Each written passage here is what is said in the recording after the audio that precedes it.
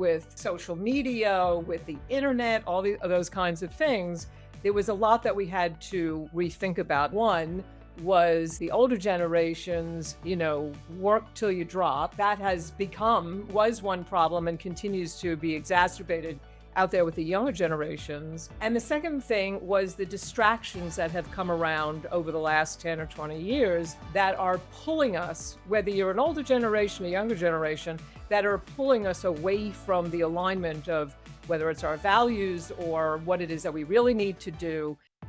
Welcome to Change Starts Here, a FranklinCovey education podcast for K-12 leaders driving meaningful change through bold thinking, real stories, and proven strategies for lasting impact. Now here's your host, Dustin Odham. If you're an educator feeling tired, stretched thin, or wondering how long you can keep running at this pace, you're not alone. Welcome to the Change Starts Here podcast. I'm your host, Dustin Odham, and today I'm joined by Kory Kogon, co-author of The 5 Choices, The Path to Extraordinary Productivity, and one of the leading voices for on how leaders manage time, attention, and energy without burning out. Kory has spent decades helping leaders do meaningful work in demanding environments and helping them, most importantly, refuel their fire when their work starts to take its toll. In this conversation, we talk about burnout, overload, and the practical choices educators can take to stay focused, energized, and effective, even when the pace doesn't slow down. Before we jump in, please make sure you follow or subscribe wherever you're listening so you don't miss conversations like this one in the future. Let's dive in.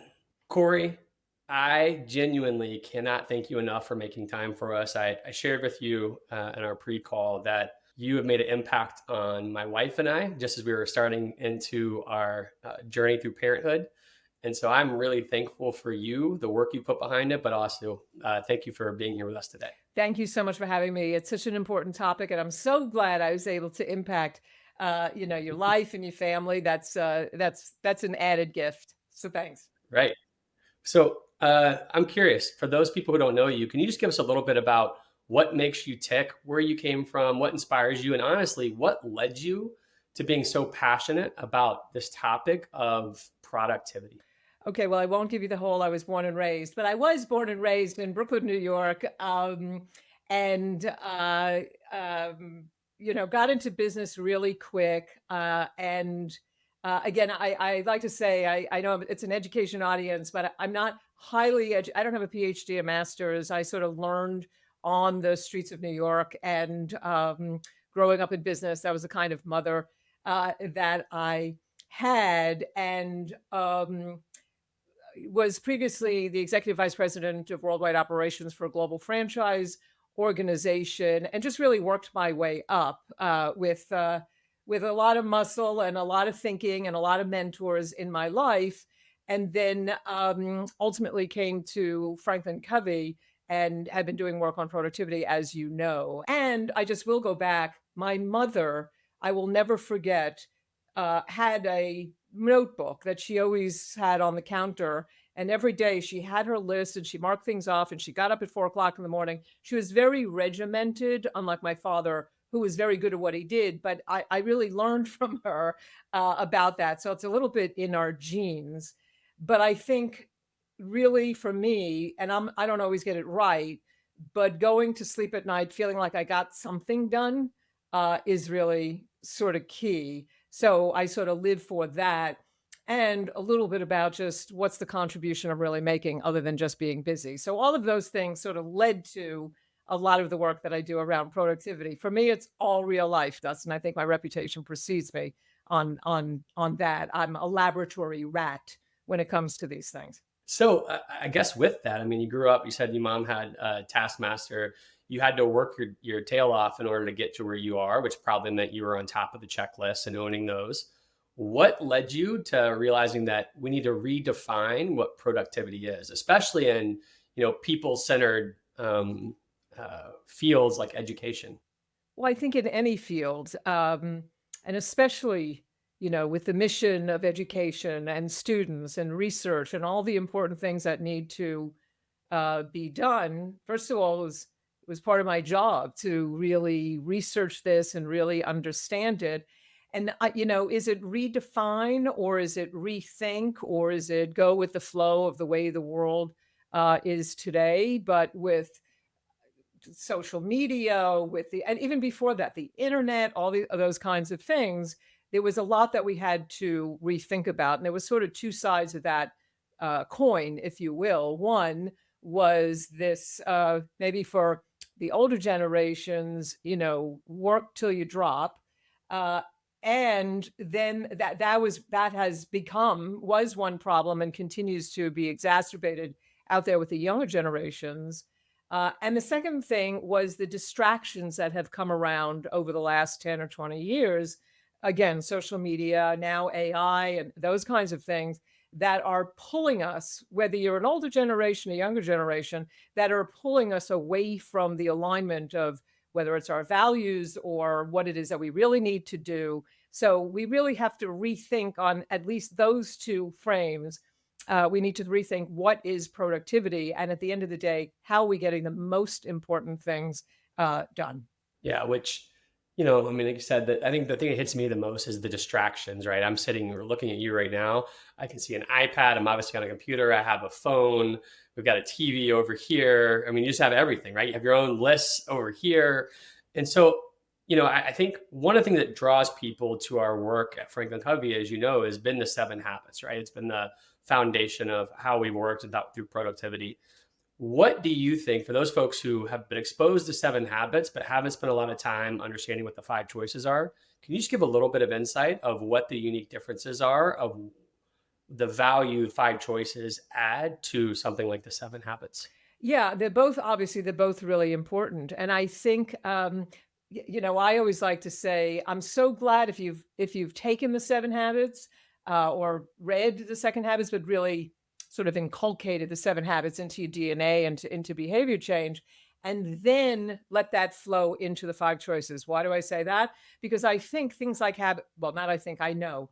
Habit 1 to me, be proactive, dealing with that space between stimulus and response and getting hold of my self-awareness, my consciousness, my ability to make decisions under the pressure of others to get things done. All of that is key to really activate the 5 choices. In addition to habit 2, with begin with the end in mind. Where am I going? And those two really serve as the basis for me for really then being able to turbocharge the 5 choices. The 5 choices takes it from there. And obviously, habit 3 is first things first, but it's in the bigger picture of the 7 habits. And when you really want behavior change, how do you really dig into it? So it's a good start to create knowledge, but the 5 choices picks it up and takes it to a very practical, pragmatic, and measurable rate to say, how do we act? How do we really act on the important, not react to the, urgent, in a time when it's not just about time management, but it's really turned to how do we make the highest value decisions, have really focused attention, and have, the energy that we need. And the 5 choices just sort of takes us there in a very pragmatic, practical way to build on the learnings of particularly the private victory in the 7 habits. So, Kory, as I said before, we've got most of the listeners, most of the people who are regularly listening to us are very passionate about the 7 habits, right? And as we talked before, I think this is about bringing the 7 habits to life. And, that seems pithy, but I feel like it's so practical. Can you just tell us, when we think about the first 2 choices, what's the impact of the first 2 choices of helping us bring that 7 habits, passion, desire to life? Okay, great question, Dustin. And so those first 2 choices are really related to decision management. How do I make conscious decisions every day? And in choice 1, act on the important, don't react to the urgent. It really takes the time matrix to a new level where people are really not just knowing the time matrix, but actually doing it and working on their most important things in a measurable kind of way, and eliminating some of the other things that are barriers to their time and their attention and their energy. In choice 2, which is go for extraordinary, don't settle for ordinary, it really takes their role statements today. So if you think about the mission statement that is built in the 7 habits, in choice two, it allows us to think about our roles today and use them as a decision point for through the day on, am I acting on the most important things that are going to affect the education of people, the research that I'm doing, the time that I'm spending, et cetera. So decision management is really what is there to be able to activate the 7 habits as well. Yeah, two things that strikes for me. When I was a first year teacher, a second year teacher, I would say the time matrix helped get me focused in a way that nothing else did. And I'd also gone through the 7 habits. And one of the things that I love about how you approach this is, we used to teach about, think about your funeral or think about your 80th birthday. What do you want people saying about you? What's the difference between that kind of question and what you're challenging people to think about when they're defining their extraordinary roles? Their roles, what the difference is, which is so key, is it's my roles right now as a parent, as a friend, as a podcaster. What is it about, what are the few most important roles right now that I need to think about every day that becomes the target for my brain? When somebody says, Kory, do you got a moment? I'm like, do I? Or do I need to spend time with my partner or spouse? Or do I need to stay focused on this student that's, in front of me that needs my attention? So it's the role statements in the present that are actually sort of the subsets ultimately leading up to the mission statement in life. But it's really about what's driving me right now in the role that I have based on my current circumstances that's making the difference. That's great. So you talk about the first two choices being about, decision management. The second two, I believe, are attention. And so can you just tell us, really what that means and how they help? Well, and we started off with this as well. I mean, everybody's attention is totally under attack, right? I mean, it was years ago, 7 Habits World 2, even when, Dr. Covey was still with us and, new technology was coming into play and all of that. So our attention is really it's the currency for how we really zero in on the things that are most important and get them done with excellence. So that's what attention, management has to be about. Yeah, I'm curious. I mean, you've been a part of, our organization for a long time and leading us for a long time. Do you have a favorite story or a couple of impact stories where people have told you, I figured this out by how the 5 choices have impacted them, whether it's learning how to schedule their big rocks and maybe how that's changed them as professional and personal, or, understanding what the extraordinary roles they want to go after? I'm just curious, with someone like you who's talked to so many different people, is there a favorite story or two that just you can't shake almost? Well, I'll tell you, it's more organizational, but a company that I worked with, so a corporate organization that's been around for 100 years, but this is very relatable for any sector. And again, it goes back to my pragmatic side, and I'll go back more to it's a combination. It was one of the high level executives in the organization, and they were trying to get their salespeople, actually, the sales division in the United States. Again, they were a 100-year-old company, so they had a lot of baggage that they were bringing along.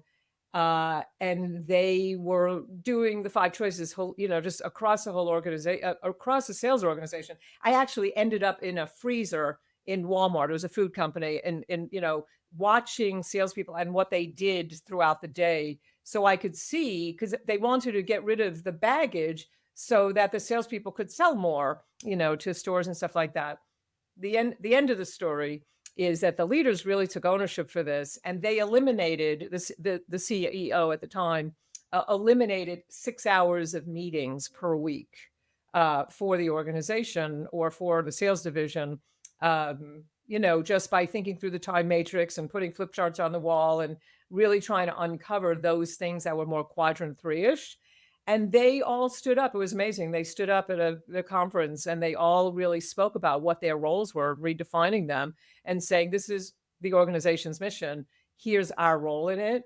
And so when we think about our role, this is how we're proceeding. And it drove some of those kinds of things. Yeah, so stepping back as a team, it's not just going through it on your own, right? There's power in this in a school or a district really using this to step back and think, if we can get each person operating with understanding their extraordinary roles, making the best use of their time, prioritizing the most important things, we're going to see an uptick in a lot of different aspects of our world. Yeah, and I'll give you a personal one too. This one always gives me makes the hair on my arm stand. And so it's an emotional one. Actually, was doing a session with a group, and one of the questions we say, hey, what are the few most important roles? Jot them down. You have a lot of them, but if you had to really zero in on the few today that you really need to give your attention to, what would they be? And so they brainstormed that, and a woman just, as we were going through this, broke down in tears. And so the whole room is like, we're like, wait, what? And what happens is we also ask them to rate how they think they're doing in those roles. And you know how a lot of us humans are. It's like, oh my God, I'm awful. I'm doing, terrible in that role. What she realized and what she told us was that a main role for her up until a couple of months ago had been as a caregiver for a sick relative. And since that relative passed away, she was feeling lost because she lost such an intense role. And I think we all know that this happens a lot of times to caregivers when they lose the person they're caregiving to, just that adrenaline. It's like, now what do I do? What's my value? And she was so grateful for the exercise because it allowed her to spend a moment coming to terms, well, wait a minute, what are my few most important roles? And realize that she could fill the gap of the role that she had lost a couple of months ago. So that story sticks with me, that being able to help somebody in that moment, just take that focus and really realize that we have really important roles. It's not just 20 shallow roles. We have a lot of roles, but we can zero in on that which is most important, and continue our journey of good work, even when we lose a really critical role that we feel we were highly accomplished at. I haven't, I appreciate you bringing that up because I've not thought about it in terms of, how we shift roles, right? I mean, I told you when we started, I took your course when I first had my first kid. My roles, now I'm coaching kids basketball. Now I'm, it's just making me think through so many different things. And as I think about it, I'm excited on one hand, but also the time of year where our educators are right now, as we're in the month of February, is where there's just a lot, right? It feels like a lot. So like their parents, their friends, their volunteers, they're teaching, they have to be counselors, they have to be this choice 5 of fuel the fire. What role does it play in helping us increase productivity? I mean, first, what is it and how does it help manage through all of that that craziness that we're in? Well, so choice 5, fuel your fire, don't burn out. And choice 5 actually, it goes both ways. Choice 5, and it's the principle of renewal, and it fuels the first 4. So it's really hard to do the first 4 if you don't do 5. And when we say, fuel your fire, don't burn out, there's actually 5 energy drivers that we had identified. And, you probably learned this as a kid: to move, to eat, to sleep, to relax, and connect. But actually doing those things is really key. And a lot of this, we haven't talked about it at all, is based on brain research. Because again, the idea of decision and attention management, going back to habit 1 in the 7 habits, is how do you activate that space between stimulus and response, that self-awareness and the ability to act, to make something happen and make conscious decisions. And so it takes a lot of energy for our brain to step away from all of the distractions and everything else and make these choices. Well, your brain needs energy to be able to do that. If you think about yourself at 4:00 in the afternoon after a busy day, and it's like, oh my God, I can't think anymore. If this child comes in this office and, whatever, I'm going to have to take a really deep breath, those kinds of things. And so this idea of 5, we need to do these things: move, eat, sleep, relax, connect. in order to give our brain the oxygen and nutrients it requires in order to do choices 1, 2, 3, 4, that decision and attention management really well. And again, I'm a laboratory rat. I'm not perfect at this at all. And I know when I've let this go, I get in trouble both at work and at home. I remember when it's funny that you say that. I remember when I was thinking about coming to work at FranklinCovey, and I got a chance to ask, Dr. Covey a question of like, how are you at living the 7 habits? And I told myself, if he said A, like if he's great, like I guess A to F, whatever, as an educator, if he said A, I can't work here because like there's just nobody I believe can keep that up.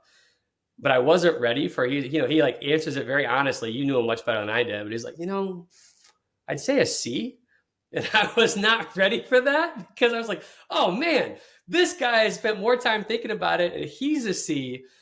I can't work here either. And so, but it was really comforting to hear him follow up saying, none of this is about being perfect. It is just about having a barometer to gauge when you're on track on the mission for your roles and what you need to do to get back on track. And hopefully over time, that like getting off track back to on track gets smaller and smaller. So that gap, you're recognizing it. Would you say that's similar to what you do with the 5 choices? Totally. If you know what you're supposed to, I mean, it's like, your parents tell you, it's like, Kory, you know what to do. I don't need to tell you. I told you 100 times, just do it, from my mother or whatever. But once you know the rules, you know what you should be doing and you fall off the wagon. I mean, it happens. And, I have a hard time saying no to people and stuff like that. And then when I'm overwhelmed, I have to sit myself down, which is a really important part of this, is sit myself down, take a break, and just use what I know I just did this week. I cleaned up my 3 or 4 different, I'm looking down and around because of it. The 3 or 4 task lists that suddenly grew around. And, it's like, well, you should have one place for your tasks. And I just cleaned up everything. And I have a whiteboard over here. I had stuff there. I had a couple of Post-it notes, all the things I say don't do. And this week, or over the weekend, I got myself back on track with one task list and I couldn't be happier. It is so relieved the pressure. So yes, just as long as you know the rules, you can get back on track. Kory, we just got out of the holiday season and, my wife, who I think the world of, leads a team, leads a district, leads 3 young boys, leads me, volunteers. I mean, she's all over the place and managing so many tasks. Honestly, her job is very task forward and she's got a team of folks that she leads. And so what I have noticed is that she feels overwhelmed a lot. And I think that's a lot of high performing educators constantly are feeling overwhelmed, and they're high performers. So they're being successful at work, being successful at home. But when they look around, everything feels a mess because everything's not actually getting done. And so I'm curious, what's your encouragement for leaders who are kind of in that rut right now of like, I'm trying hard. I think I have my roles. I think I'm kind of doing it all, but it all feels like I'm kind of suffocating. How do you help people take that first step to start breaking out of that kind of rut we've all been in? And, I think a lot of high performers live it, unfortunately.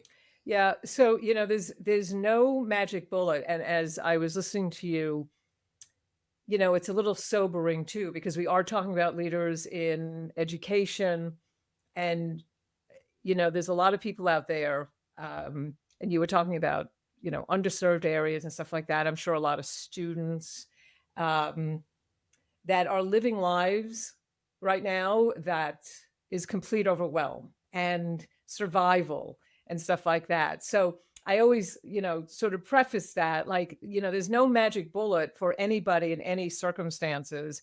I mean, it takes grit and hard work, to be able to do it. So high performers like your wife and you, Dustin, I'm sure, and, myself too, there's so much to do. It goes back to, and again, I'm always careful in this because it sounds magic bullety, but it's sort of not. You gotta prioritize what you're doing because there's got to be something in there that can go. And a lot of time with leaders in that are high performing, you got to ask, am I delegating out everything I can delegate out? Am I am I working on a bunch of pretty good ideas and trying to do more, when if I just would focus on a few key things right now and put those other pretty good ideas on the sidelines, will that help? So I think this idea of how can I get crystal clear? I mean, the children are the children. We need to take care of our family and stuff like that. And forgive me, but the women of this world are multitaskers because they have to be around dealing with the children. They're making dinner, they're trying to do their work, and all of those kinds of things. And the only thing that you can do is try to narrow the focus and say, is there something I can let go of? Is there a role I can let go of at the moment to help with the overwhelm? But I think the answer, Dustin, for anybody under any overwhelming circumstances is, what are the things that I can get rid of right now? Because these are the things that I need to focus on. And it goes back to what I said about the role statements. The role statement right now for being a parent is going to be different for your wife than it's going to be 10 or 15 years from now when the kids are older. So that's the best I can do on answering, because there is no magic bullet, but it comes to prioritization and also really looking at those things that I'm accidentally doing to sabotage myself. So again, not delegating is one of them. But am I spending, here's one, again, maybe a little trite, am I spending too much time on AI? AI is such a helpful thing. I use it every day, but I also find it can take me down a rat hole. So, what are the few things maybe I'm doing that I'm sabotaging myself? We call this part of quadrant 3 in both the 5 choices and the 7 habits. So that's the best answer I can give you, is high performers need to feel like they don't need to do it all. Yeah, Kory, one thing I want to say, I love how you try to preface, this isn't a silver bullet. This isn't a silver bullet. You sound like me a lot when I talk about Leader in Me. I was like, it's not, you bring it to life. It's hard work. It's all the things. And I just want to encourage the people who are listening right now. This is what drew me to you and your work. And this is what people continue to tell me about you who get to work with you regularly, is you're just so practical and you're not looking for it's one step in front of the other. And it's just making the right, like you said, it's just making the right choices. I'm not trying to be corny, but like, this book feels very much like you said, you call yourself a lab rat, who you are and what you're fighting for. And I would argue that is why people need to lead into this more. When you have someone who is genuinely just saying like, look, this is tough. Let's just take one step at a time. Right. Here's how you, and before we move on, because I do want to ask some questions on the behalf of leaders out there who are trying to build a culture like this. I just want to talk to the audience right now. Like, as you guys are listening, if there's something that you thought of that, what do you do when you feel overwhelmed? What do you do when you feel that you need to be grounded or re-energized? We'd love to have some of those. Please share those in the comments. One of the best parts of this FranklinCovey education and Leader in Me community is that we just have amazing people who are all in the same fight. So please just take a moment as you're listening to chat them off and leave them in the notes. And so, Kory, with that, I think about, a lot of my friends who are leading their schools or districts right now, and they're curious, like how do they build cultures that contribute to building people's fire, or what kind of cultures, kind of put that fire out, as you've seen other organizations? Well, there's so many interesting things. We're doing a lot of work around this right now for one of our, updates and another course that we're working on. One of the first things that leaders need to think about is, first of all, they need to be a model of excellence. So if they're not taking vacation, if they're working till all hours of the night, whatever, then again, in education, there's such an amazing mission. I know people really work hard on behalf of, again, the students and the research that they're doing, and all of those kinds of things. But leaders need to model, move, eat, sleep, relax, connect. They got to model it. Here's a couple of interesting things. Once you understand that, is leaders tend to have go-to people. And if we said, well, rate your people on energy, how's their energy? Like, oh yeah, boy, Kory, Dustin, they're high energy, they're great. Well, really? They're your go-to people. So they're high energy, yay, but are you burning them out? Because that's Mm. what you tend to do to your go-to people. On the other side of the spectrum, if you go, well, those people are low energy, um, I would say ask yourself as a leader, are they really? Or is it masquerading as disengagement? Because disengaged people on your team can appear to be low energy. They're just not giving you or volunteering their energy because they don't like working for you for some reason. So I just want to say that's a start is when I'm analyzing the team around, energy, I need to do that analysis first, and I need to understand, okay, I'm burning these people out. These people, they're low energy. I need to understand why that is and what role I play in that as a leader. Kory, as you're talking, I know you talked about, delegation and being careful about just dumping on one particular area. As I'm receiving this, I'll just be very clear. I feel when we're trying to help in schools and districts during a time like this, I remember, one of the years of my schools where it's just a tough year. There was tough things happening at school. There's tough things happening in the district. There was tough things happening with our students, with our teachers. It was a lot of trauma, quite honestly. And, we had a couple of great leaders who people went to just try to help refuel themselves just because they were a listening ear and they were an encourager. And that was awesome. But what I found at the end of the year is that those two people that I'm thinking of were really burned out and really lonely, which is crazy because everybody loves them and was coming to them. What encouragement do you have for those folks to figure out how to refuel themselves and actually live this fifth choice when they are trying to provide for everybody else and they're kind of letting themselves deplete? Well, you almost answered your own question there. I mean, that's really a shame that they felt lonely as a result of that or whatever.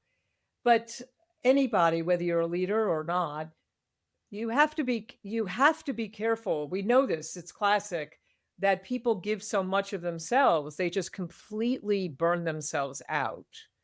Um, and that, is really about the self role, which we forget about sometimes. But when we're back in choice 2 or even in 5, that's where the realization really comes through. What is my contribution? What is my role? And who do I want to be? And how am I going to take care of myself? Because if you don't, as a leader, if you're not taking care of yourself, but your brain is filled with mirror neurons, meaning you're a highly empathic person to help others, you can go too far with that, where you are burning yourself out and leaving nothing for yourself. And that can lead, I'm no doctor, but it can lead to depression. If your adrenaline is up because of helping others, when that stops or it's over, your adrenaline goes down and the dopamine goes down, and it sort of leaves you like it's like the caregiver I was talking about earlier. Where do I go now? So leaders really need to make sure that they are modeling this first and really understand who they want to be and what the contribution really is. And again, whether it's a leader or not, I remember a few people have come up to me during sessions and said, particularly when we were working with the time matrix, and they were like, you caught me. I'm the kind of person that I don't have clarity on really what I could be doing and really confronting my own potential and really digging into it. I'm sort of self-sabotaging because I'm giving it all away to others, and I really need to think about myself at the same time. So I hope that answered your question, but it's a really deep subject on leaders who give so much of themselves that they end up not being able to function, or end up going home and the door opens and your partner or spouse is standing there and you got nothing. And I've been there. Right. I've been there, and that is not helpful. Trust me, not I helpful. I think my wife and I rotate through that Yeah. from time to time. As someone who's listening right now, um, trying to just figure out which way is up, right? There's a lot of encouraging. I'm leaning into the 5 choices. This sounds awesome. okay, I got to get my time matrix. I got to have the choice. I got to think about my extraordinary roles and then figure out my big rocks. I feel I'll do it, but they still feel a little bit overwhelmed. What's your encouragement for just a practical step to take right now as they get off and listen? Like, what's the next best step someone can take to start really diving in and living this kind of content out? The first thing that I always recommend, I'm a big fan of the time matrix. It's so practical that really, if you just sat down, put up something on the board and made a matrix and just said, what are the few most important things that I need to get done personally and professionally? And one of them could be, I need to write my role statements. So you don't need to do it all right now. But that's interchangeable. Like, who am I as a parent, as, whatever you are at work, you could do that first. But I really like to go right to the time matrix. What's really important? What are some things that I'm reacting to that are urgent and important, that maybe I'm a chronic adrenaline junkie that I can fix? What are some things in quadrant 3 that I'm accidentally doing to, sabotage myself? Are you the go-to person? Are you the accommodator for everybody? Sort of what we were just talking about. And I need to cut that back a little bit. And, am I wasting time? I'm so burnt out that I'm wasting time. So if you just go through that first and analyze that, to me, that's a great first step. I love it. I said earlier, I use it when I first teach. What I didn't tell you is in my apartment, like in my room, instead of decorations, I had a big whiteboard right next to my bed that had the time matrix in it. So before I went to bed, when I woke up, that is all I thought about, and made sure I was cutting, because I was coming from college. So there's a lot of habits from college that you got to get rid of to show up as a high performing educator. And so I love that that's your first step, because I didn't know which way it was up. I was just like, this seems helpful. And so someone with your experience encouraging, I just want to sign off. I could not agree more, because I did it not knowing the information that you know. So I would say sign up immediately. One thing that really struck me in our pre-call was that we were talking about the 4 disciplines of execution and the 5 choices. And so there's a lot of folks that have listened on here. We've had a number of episodes around the 4 disciplines of execution, but not any on the 5 choices. How do you see those going hand in hand? And what's the power of those working together? Thanks for asking that, Dustin. And just so your audience knows, I work very closely with the business outcomes team on creating, updating, et cetera, all of the 4 disciplines work. So I can speak to this. There is an amazing connection between the two, because with the 4 disciplines, it really is about identifying, what I like to say is the top of quadrant 2. What's that wildly important goal that we need to accomplish? And what are the lead measures? A couple of behaviors that just are so predictive that if I do those really well, I'm going to hit that wig. So we say, identify that one thing, that one wildly important goal. Well, yes. And we also say we need to do that in the midst of the whirlwind, meaning all the things that we need to do to maintain the day job. And so the 5 choices is really about organizing the day job, because to get to be able to do the commitments, to move the lead measures, to move the wig, well, those are really important things that need to go in quadrant 2. But if we're filling up our day with more and more pretty good ideas or things, or leading to overwhelm, then we really can't activate as well. But when we get these 2 working together, it's an amazing system where I've organized the whirlwind using the 5 choices and the 4 disciplines. The wig and the lead measures and the commitments rise to the top of quadrant 2. And I'm continually making sure I'm scraping away some of the other things that are not as important right now, so I can get that vitally important thing done. So it's just an amazing combination of systems to me. That was, to me, I as the people on the podcast have heard a number of times, the 4 disciplines of execution is one of the things that brought me here. Is I love Leader in Me, I love the 7 habits, but I also have this very strong passion for execution and making sure we get to the outcomes. And so when you said that earlier of, I see this as a perfect marriage, I needed everybody to hear that. And for those of you who are obsessed with 40X, like I have been and am, I would encourage you to dive deep in this marriage with the 5 choices. Kory, you're a very intentional person. And so, when you said yes to coming on the podcast, was there anything that I haven't asked about that was on your heart, or just it's been on your heart lately as you are tackling, refreshing, as you said, a number of our key critical content areas. Is there something that you think every leader needs to hear right now, or just any individual as they think about maximizing their potential in life? Yes. Really important when we talk about choice 5. As leaders, the speed of the day is so fast that I always like to say leaders don't wake up in the morning going, how do I make my team miserable today? It just happens naturally. And they don't mean it. But there are things, we call them energy drainers, that happen in the course of the day that we don't even realize are happening. It might be that you're texting somebody at 10 o'clock at night and you're not it's because you thought of something. Or you have, your day got filled with meetings, or there's no whatever. There's these accidental things that are happening that if leaders just get really conscious of that and work with their teams to say, hey, what are the accidental energy drainers that are popping up in the day-to-day, and create a safe environment for the team to give you feedback on that, you'd be amazed at the things that you find that you didn't mean to do that's sucking the life out of yourself and your people. So that is just a really important point, both for yourself to sit down and say, what am I doing that's accidentally, even with my family, am I interrupting them? Am I, dropping in on, management by walking around? Okay, but am I walking around and interrupting them without checking that it's the right thing to do? So these accidental energy drainers is what I'll leave you with. Identify them. As you're talking, I'm feeling convicted of a number of them I've probably already executed on today. So thank you for that. Kory, I can't thank you enough. Again, like I said, I told you before, I hope you really feel it.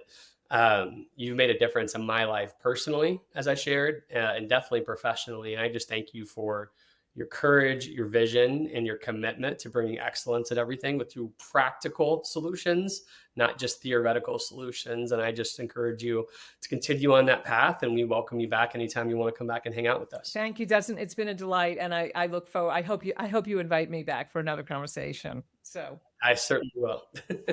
Thanks, Kory. Thank you. This has been the Change Starts Here podcast. Thanks so much for listening. And if there's one thing to take away from the conversation today, it's that burnout isn't a sign that you're failing. It's often a signal that your time, attention, and energy just need to be realigned. Huge thanks to Kory Kogon for sharing her expertise and reminding us that extraordinary productivity isn't about doing more. It's about making better choices that help us stay energized and effective.